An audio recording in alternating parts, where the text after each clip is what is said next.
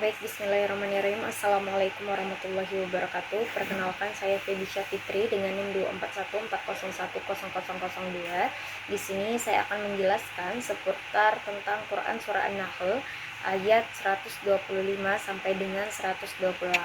Sebelumnya saya akan membacakan dulu ayat Al-Qur'annya.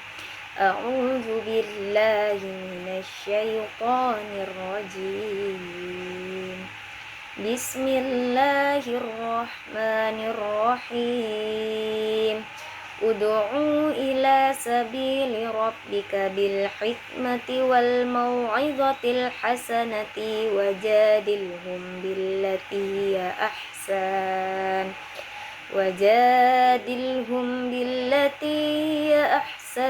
Inna rabbaka huwa a'lamu biman dhalla an sabilihi wa huwa a'lamu bil muhtadin. Wa in aqabtum wa aqibu bimithli ma uqibtum bihi wa la in sabartum lahuwa khairul lis-sabirin.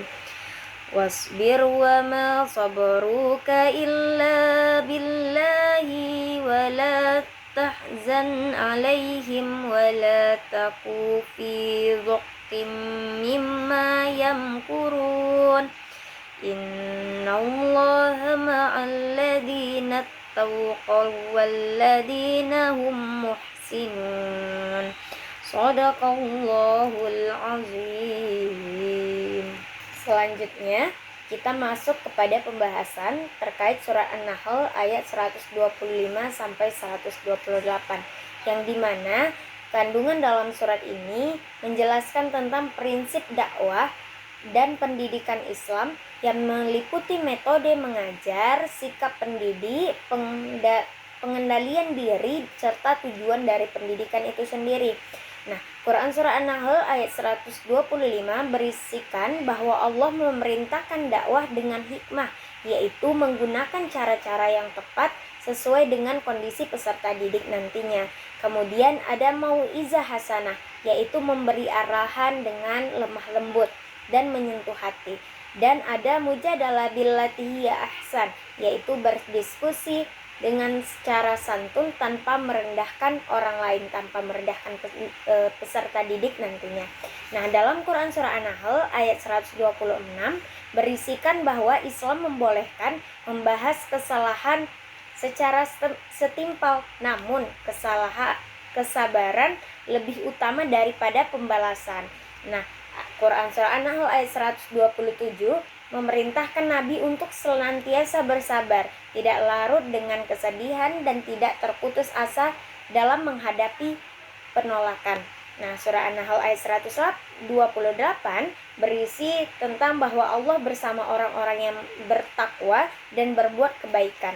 Nah, asbabun nuzul pada surat Quran surah An-Nahl ayat 125 sampai 128 ini yaitu tujuannya sebagai pedoman umum dakwah ketika Nabi menghadapi berbagai karakter masyarakat Quraisy yang menolak ajaran agama Islam.